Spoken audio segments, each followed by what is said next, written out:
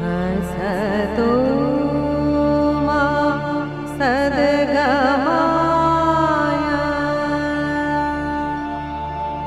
तमसो मा ज्योतिर्गमय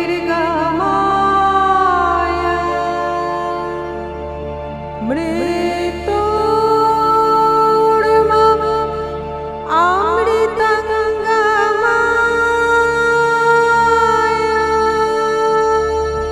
নমস্কার, লিপিকা বলছি। আমার রবীন্দ্রসঙ্গীতের ক্লাসে সকলকে জানাই উষ্ণ অভিনন্দন ও অভ্যর্থনা। 3 দিন আগেই কেটে গেল 22শে শ্রাবণ, আমাদের কবির প্রয়াণ দিবস।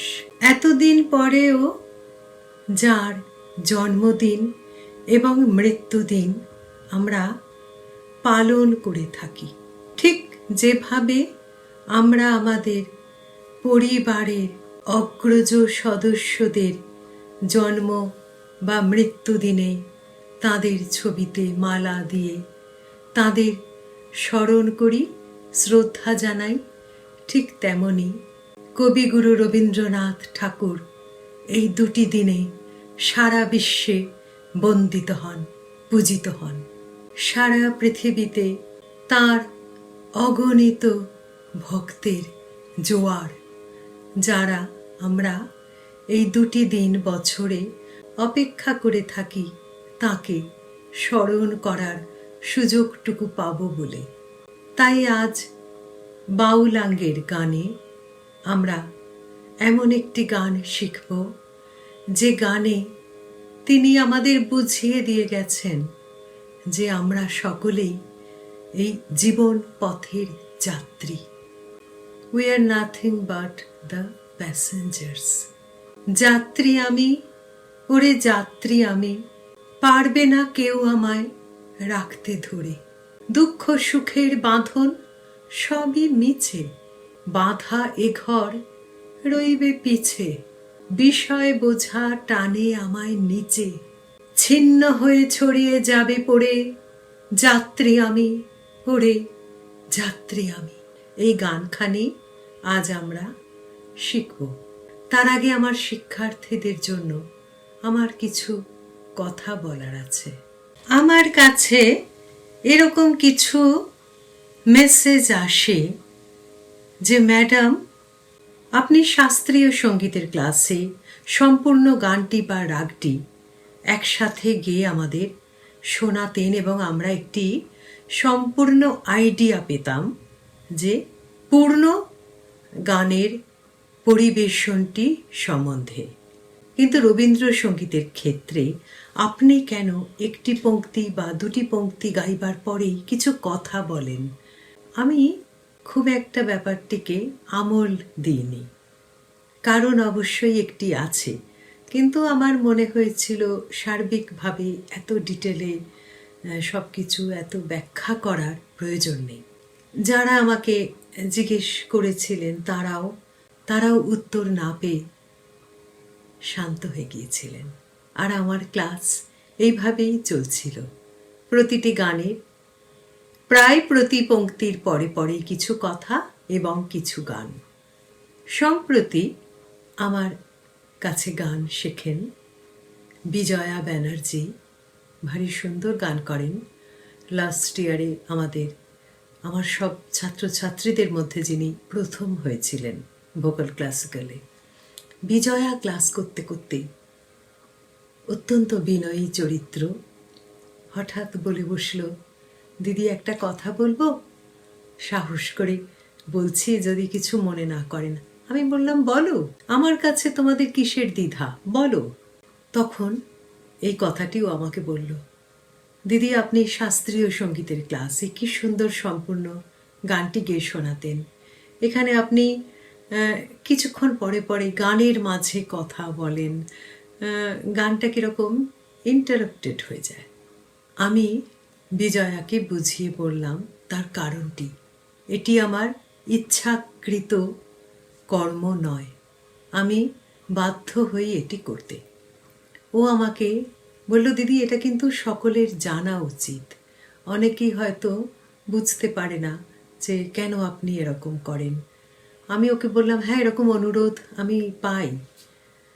ঠিক আছে, তাহলে এই ভিডিওটাতেই আমি বরং সবাইকে ব্যাপারটি স্পষ্ট করে দিই। সেটি হলো, রবীন্দ্রসঙ্গীতের শিক্ষাক্রম শুরু হবার পরেই আমার যে সমস্যাটি এলো, গানটি রেকর্ডিং করে আমি যখন গানটি আপলোড করতে যাই তখনই আমি একটি করে কপিরাইট পেয়ে যাই। আমি জানি না এখনও রবীন্দ্রসঙ্গীতের কপিরাইট কি করে হয়।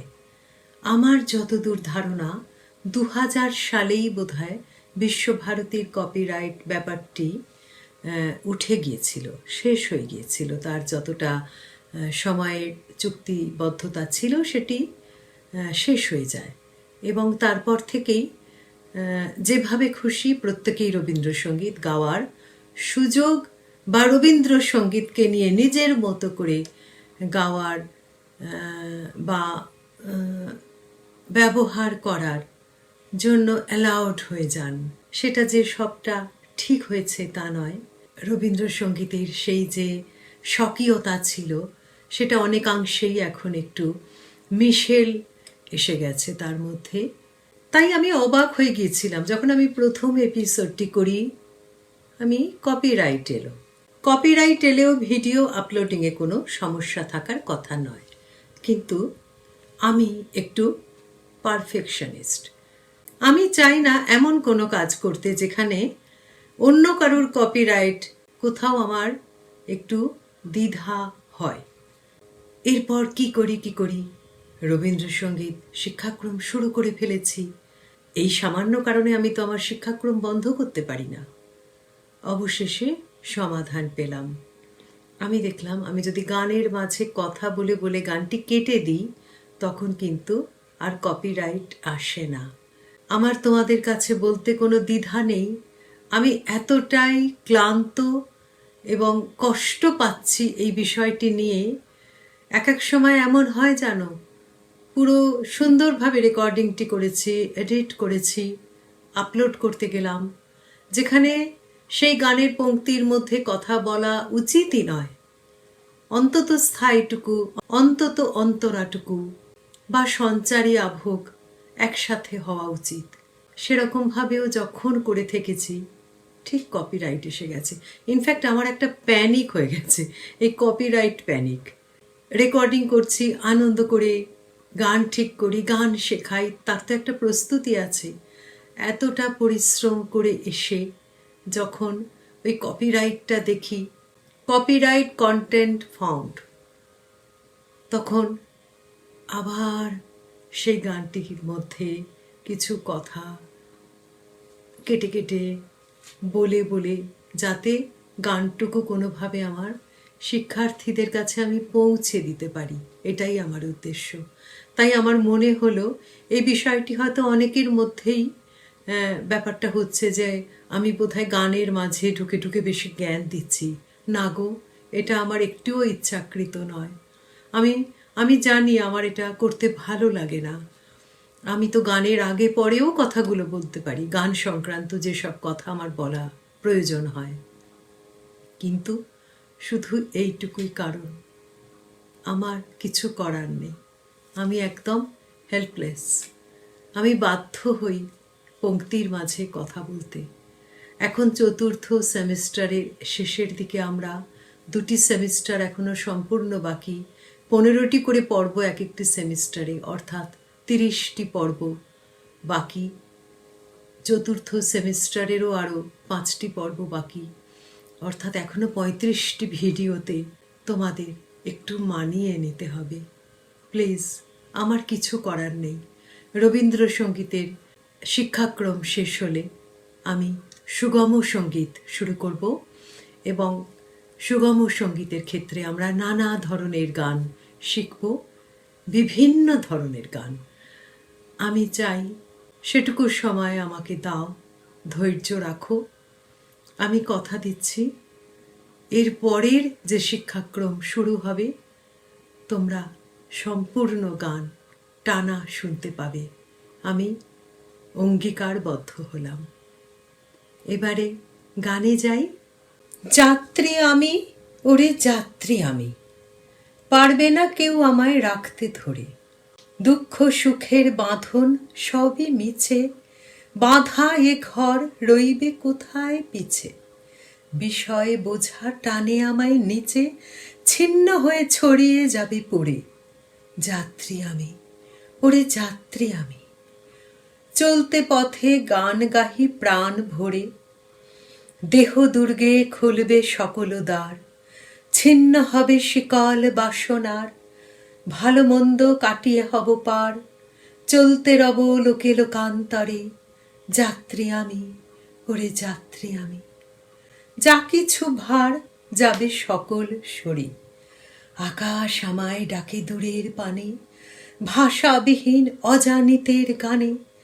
সকাল সাঁঝে আমার পরাণ টানে, কাহার বাঁশি এমন গভীর স্বরে। যাত্রী আমি, ওরে যাত্রী আমি, বাহির হলেন না জানি কোন ভোরে। তখন কোথাও গায়নি কোনো পাখি, কি জানি রাত কতই ছিল বাকি। নিমেষ হারা শুধু একটি আঁখি, জেগেছিল অন্ধকারের পরে। যাত্রী আমি, ওরে যাত্রী আমি, কোন দিনান্তে পৌঁছব কোন ঘরে।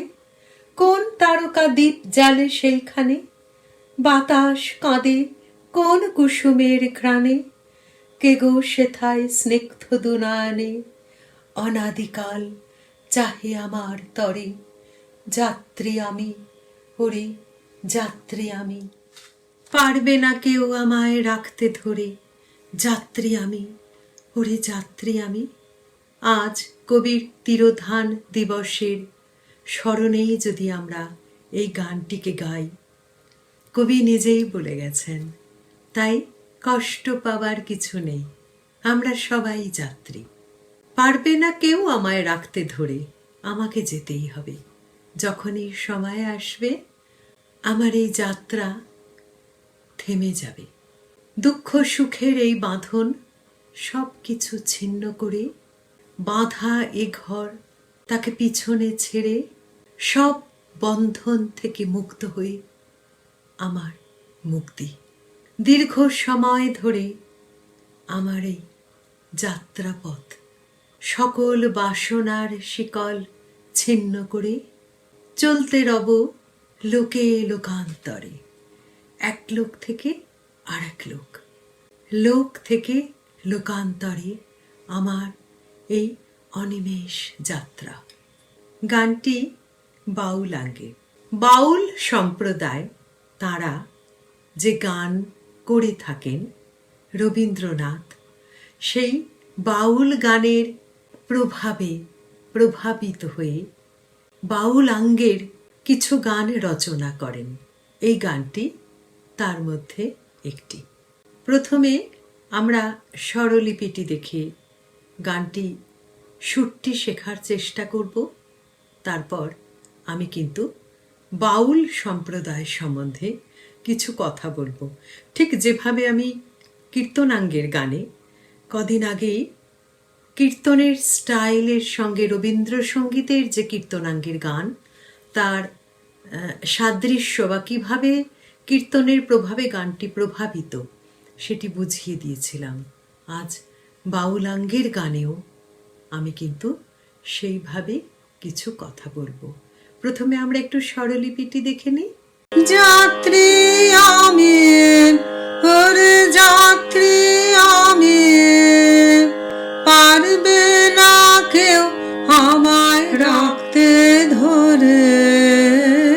যাত্রী আমি, ওরে যাত্রী আমি, দুঃখ সুখের বাঁধন সবই মিছে, বাঁধাই ঘরে রইবে কোথায় পিছে। বিষয় বোঝা টানে আমায় নিচে, ছিন্ন হয়ে ছড়িয়ে যাবে পরে। যাত্রী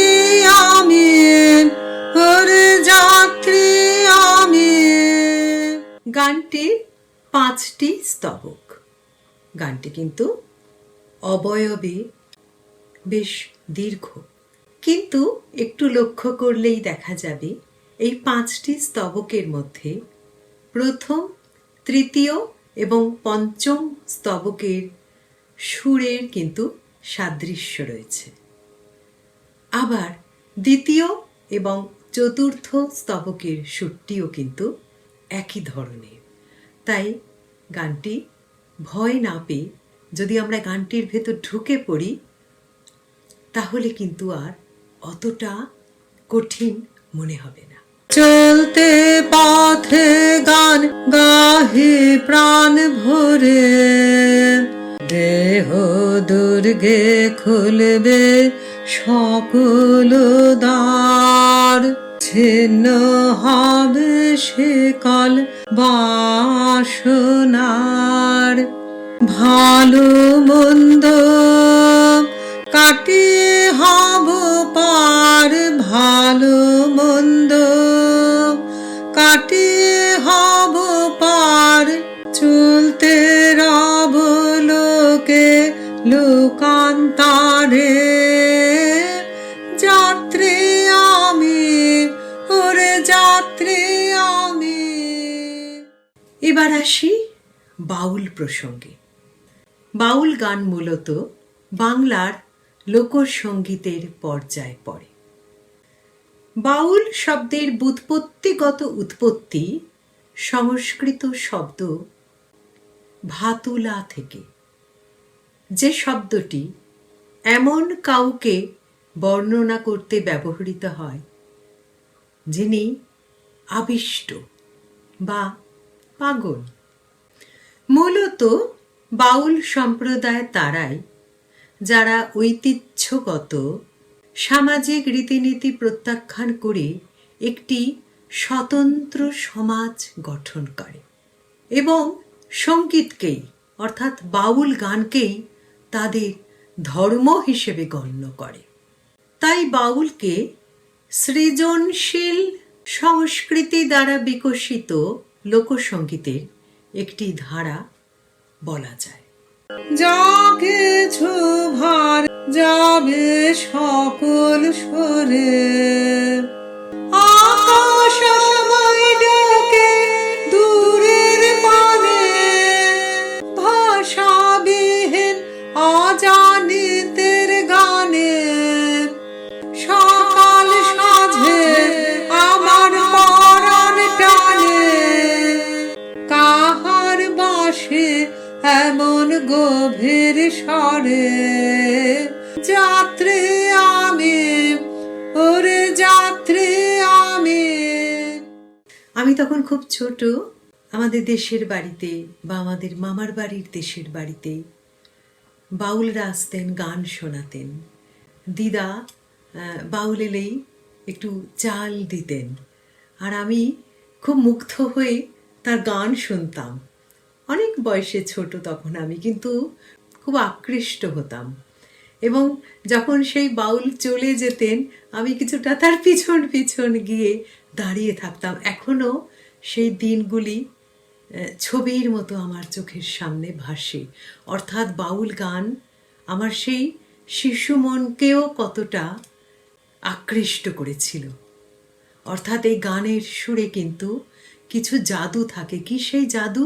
এই গানের মধ্যে দিয়ে বাউলরা জীবন বোধের কথা বলেন, যেগুলি আমাদের শুনতে ভালো লাগে, আমাদের প্রাত্যহিক জীবনের সঙ্গে মিলে যায়। এটি হলো আদি বাউলের আসল পরিচয়। বাহির হলে না জানে কোন ভোরে, তখন কোথাও গায়নি কোন পাখি, কে জানে কতই ছিল বাকি, নেমে সারা শুধু একটি আঁখি, জেগেছিল অন্ধকারের পরে,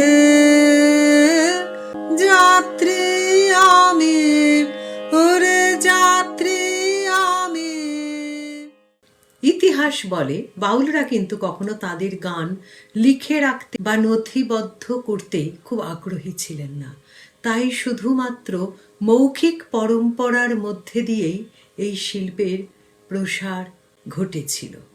কথিত আছে লালন ফকির, যিনি বাউল সম্প্রদায়ের শ্রেষ্ঠ বাউল হিসেবেই চিহ্নিত, 1774 থেকে 1890, 1774 থেকে 1890, 100 বছরেরও বেশি, দশকের পর দশক তিনি শুধু বাউল গান সৃষ্টিই করে গেছেন, যার কোনো দলিল নেই। কিন্তু শুধুমাত্র তার সমসাময়িক বাউল গানের মানুষজনের মাধ্যমেই তার মৃত্যুর পর তার এই অমোঘ সৃষ্টির সংগ্রহশালা প্রস্তুতির উদ্যোগ নেওয়া।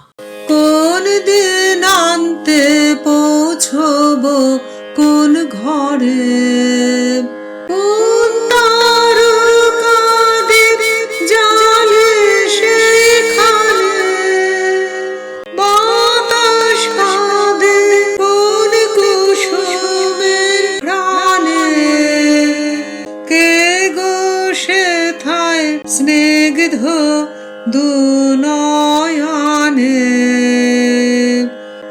অনাদিকাল চাহে আমার পানে, যাত্রী আমি, ওরে যাত্রী আমি, পারবে না কেউ আমায় রাখতে ধরে, যাত্রী আমি, ওরে যাত্রী আমি। বাউল গানের থিম বা ভাবনার বেশিরভাগই কিন্তু দার্শনিক বা দর্শন ভিত্তিক। মনে রাখতে হবে, কিন্তু খুব ইম্পর্ট্যান্ট কথা, বাউল গান কিন্তু মূলত দর্শন ভিত্তিক।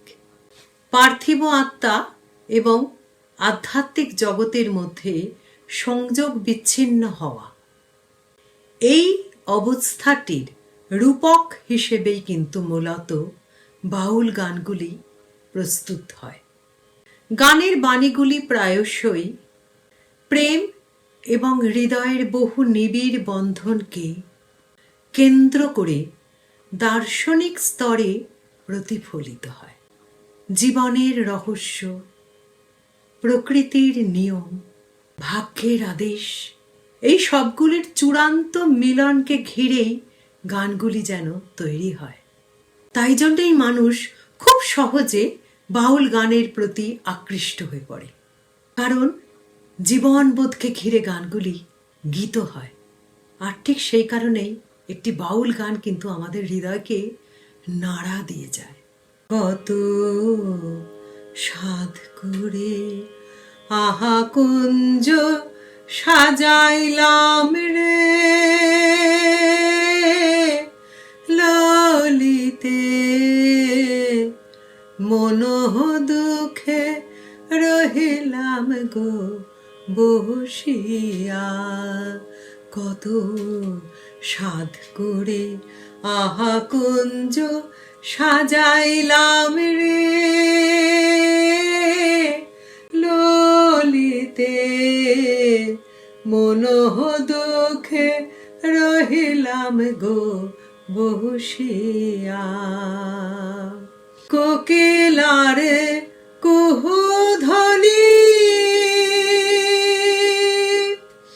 শুনিয়া পিঞ্জরে কাঁদে গো,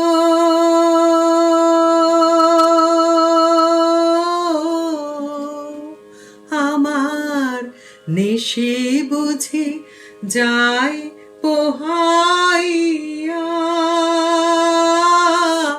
ললিতে মনো দুঃখে রহিলাম গো বসিয়া, কত সাধ করে আহা কুঞ্জ সাজাইলাম রে, ললিতে মনোহ দুঃখে রহিলাম গো বসিয়া, সখী রে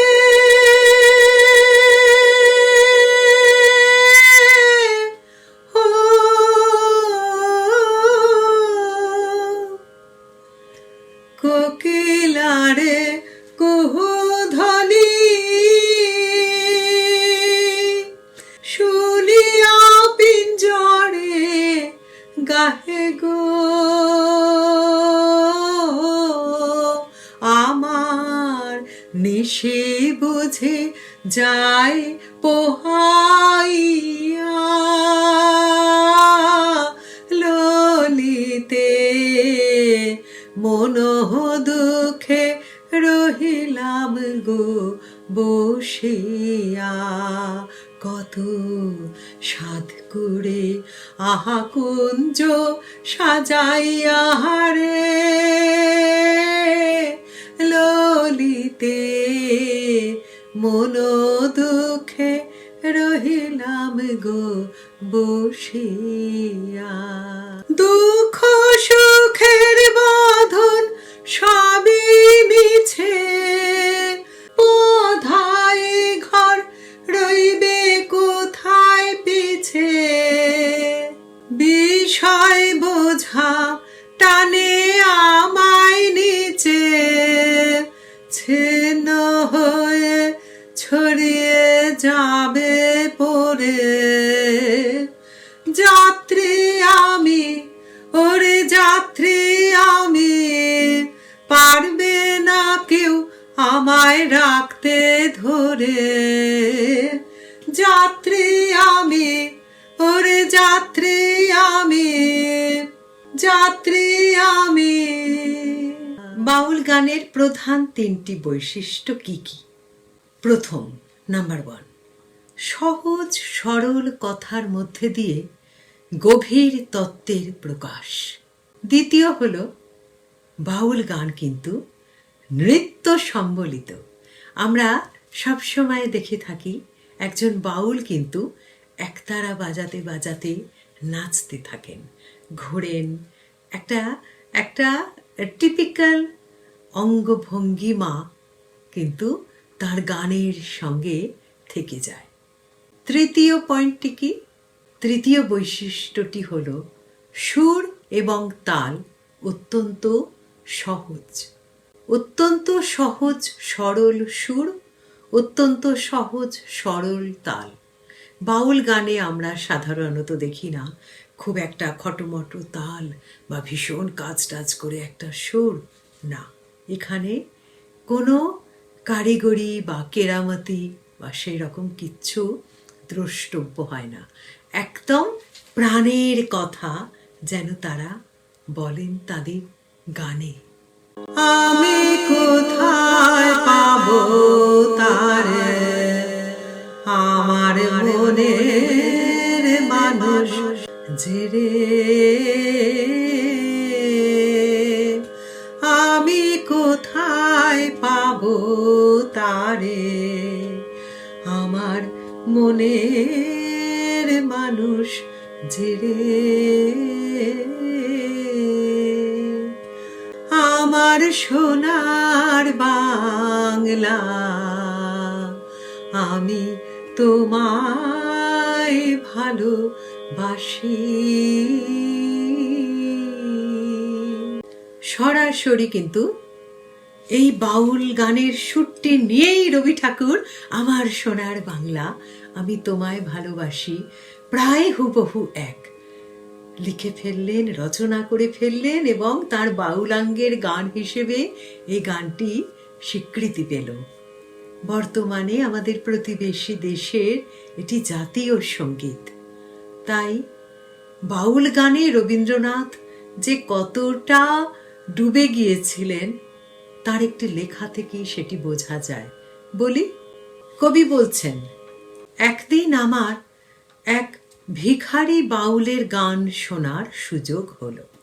এই সাধারণ গানের ধারা আমাকে আকর্ষিত করলো এই কারণেই যে সেটি অশোধিত বিবরণে পূর্ণ, স্থূল ধর্মীয় অভিব্যক্তি, যেন আধিভৌতিকের এক বিরল অতীন্দ্রিয়বাদ, ট্রান্সেন্ডেন্টালিজম, তার রিয়ালাইজেশন, তার অনুধাবন। একই সাথে কবির ভাষা কিন্তু একই সাথে এর মধ্যে আবেগপূর্ণ আন্তরিকতা এবং ঐশ্বরিকতার জন্য হৃদয়ের তীব্র আকাঙ্ক্ষা একসাথে জীবিত রয়েছে, যা শুধুমাত্র মানুষের মধ্যেই থাকে। কি সুন্দর ব্যাখ্যা কবির, না? মন্দির বা ধর্মগ্রন্থের প্রতীক নয় কিন্তু সেগুলি। আমি তাদের গানের মধ্যে দিয়েই তাদের বোঝার চেষ্টা করেছি। কোন গান? সেই গান, যে গান তাদের উপাসনার একমাত্র মাধ্যম, রবীন্দ্রনাথের নিজের কথা। আরেক রকমের বাউল গানও আছে কিন্তু, জেনে রাখা ভালো যখন আমরা আলোচনাই করছি। সেটিকে বলে উল্টো বাউল। উল্টো বাউল আবার কি? উল্টো বাউল, এই বাউলের কথাগুলি খুব হাস্যকর, কিন্তু সুর বাউলের মতো। বাউল গান কিন্তু বাংলার নিজস্ব সম্পদ। আর এই গান লোকসঙ্গীতের মধ্যেও কিন্তু পল্লী সঙ্গীতের আওতায় পড়ে। পল্লী সঙ্গীত কিরকম একটু উদাহরণ দিই। এ আরে আজ আমার কসম আইলো না, ভিজা পান্তা ছিল ঘরে আজ খাইল না, আজ আমার কসম আইল না, কইয়া গেলাম কসম আমার ময়ূর পঙ্খী শাড়ি, কোথায় আমার কসম রইল, ফিরল না যে বাড়ি বন্ধু, ফিরল না যে বাড়ি, চোখের জলে বুক ভাই সাজায় আজও আহিল না,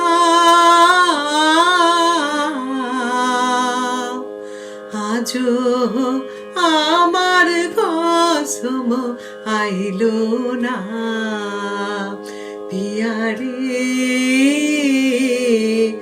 আজও আমার কসম আইল না। বৌদ্ধ যুগ, হিন্দু যুগ এবং মুসলমান যুগ, এই তিনটি যুগের সম্মিলিত সংস্কৃতিকে আশ্রয় করেই কিন্তু বাউল গানগুলি গড়ে উঠেছে, বা বাউলিয়া ধর্মটি গড়ে উঠেছে। বাংলা সাহিত্যে সেই চর্যাপদের সময় থেকে শুরু হয়েছে পরম পুরুষের সন্ধান। এই পরম পুরুষই হলেন বাউল গানে মনের মানুষ।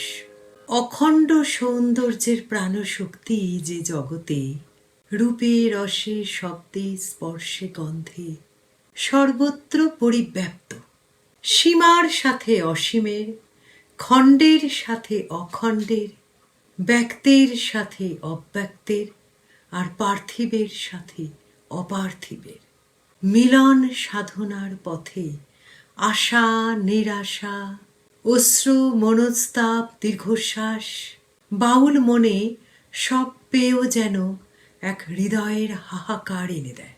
আর ঠিক তার প্রতিধ্বনিটি আমরা শুনতে পাই প্রতিটি বাউল গানে। তাই প্রতিটি বাউল গানেই যেন একটা একটা আনন্দের মাঝেও একটা দুঃখের বা বেদনার রস যেন মিলেমিশে থেকে যায়। আত্মার সাথে আত্মীয়তা, এটি কিন্তু বাউল ধর্মের অন্তর্নিহিত গুরুতত্ত্ব। তাই যুগে যুগে আমরা দেখতে পাই এই আত্মার সন্ধানেই কিন্তু বাউলরা নিরুদ্দেশ যাত্রা করে। এরা বলেন মানুষের দেহেই বাস করেন পরম দেবতা। কে সেই পরম দেবতা? মনের মানুষ। তাকে অন্যত্র অনুসন্ধানের কোনো প্রয়োজন নেই।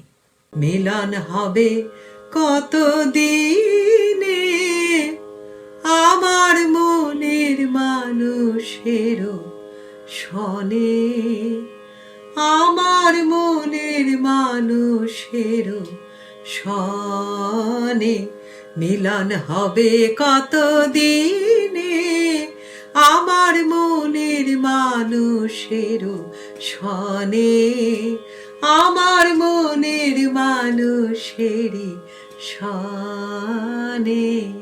অনেক কথা হলো।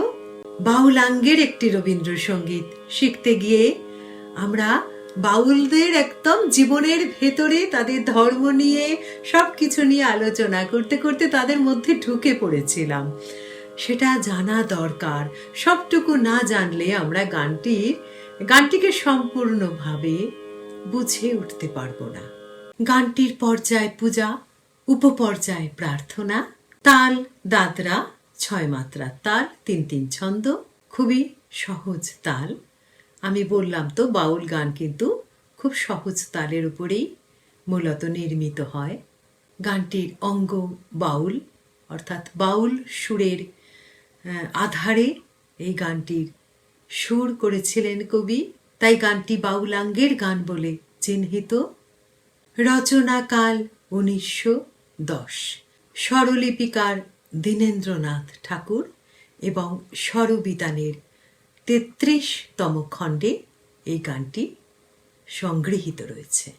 আজ আমরা একটি ভারী সুন্দর বাউলাঙ্গের গান শিখলাম, যে গানটি আমাদের কবির প্রয়াণ দিবসের সঙ্গে এতটাই মানানসই, কবি নিজেই আমাদের মন ভুলিয়ে দিলেন। কষ্ট পেও না, আমরা সবাই যাত্রী। কবি আমাদের গাইড করে গেছেন কিভাবে আমরা ভাবব, যাত্রী আমি, ওরে যাত্রী আমি, পারবে না কেউ আমায় রাখতে ধরে।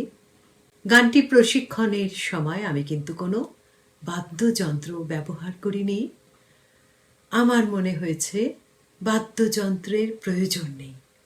ছন্দটি মনের মধ্যে রেখে আমি যদি গানটি গাই, সেটি যেন আরো সুন্দরভাবে প্রকাশিত হয়। এটা আমার ব্যক্তিগত ধারণা। অবশ্যই দাদরা তাল বাজিয়ে গানটি গাওয়া যায়, বা সাধারণত সবাই সেইভাবেই গেয়ে থাকেন, কিন্তু আজ কবির প্রয়াণ দিবস উপলক্ষে উদযাপিত আমাদের এই ক্লাসটিতে আমি কোনো বাদ্যযন্ত্রের ব্যবহার রাখলাম না। ভালো থেকো সবাই, আসি, দেখা হবে আবার পরের পর্বে। যাত্রী আমি, ওরে যাত্রী আমি, পারবে না কেউ আমায় রাখতে ধরে। যাত্রী আমি, ওরে যাত্রী